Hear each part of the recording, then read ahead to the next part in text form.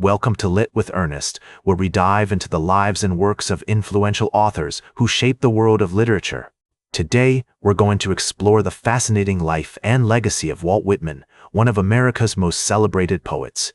As we embark on this journey, you might wonder why Whitman is significant in the field of literature.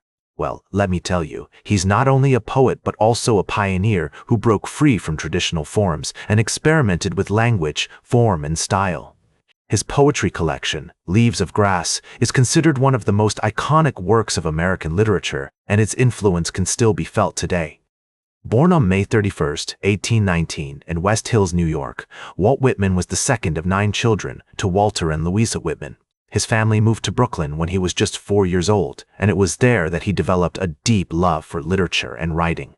As a young boy, Whitman worked as an office boy, a typesetter, and even a teacher. But it wasn't until he began working as a journalist that he discovered his true passion for writing. Whitman's educational journey was quite unconventional. He attended public schools in Brooklyn and later went on to work as a teacher in Long Island. However, it was during his time as a journalist that he honed his writing skills and developed his unique voice. He wrote for various newspapers, including the Brooklyn Daily Eagle, where he became known for his poetic and provocative style. His poetry collection, Leaves of Grass, was first published in 1855 and caused quite a stir due to its explicit language and themes.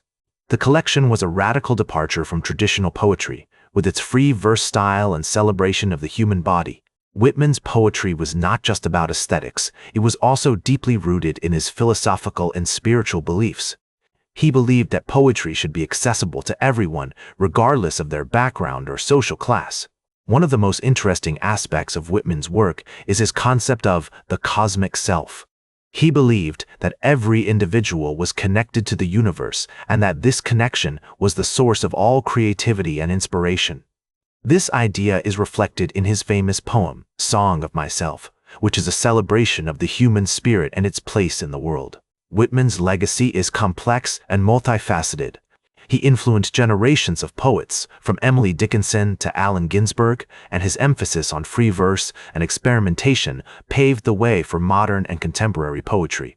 However, his work was not without controversy. Some critics accused him of being too egotistical, too self-absorbed, while others criticized his treatment of women and minorities in his work. Despite these criticisms, Whitman's impact on American literature is undeniable. His celebration of the human body and nature helped to break down social and cultural taboos, and his emphasis on authenticity and honesty inspired generations of writers to be more truthful and vulnerable in their work. So, how does Whitman's work relate to modern literature?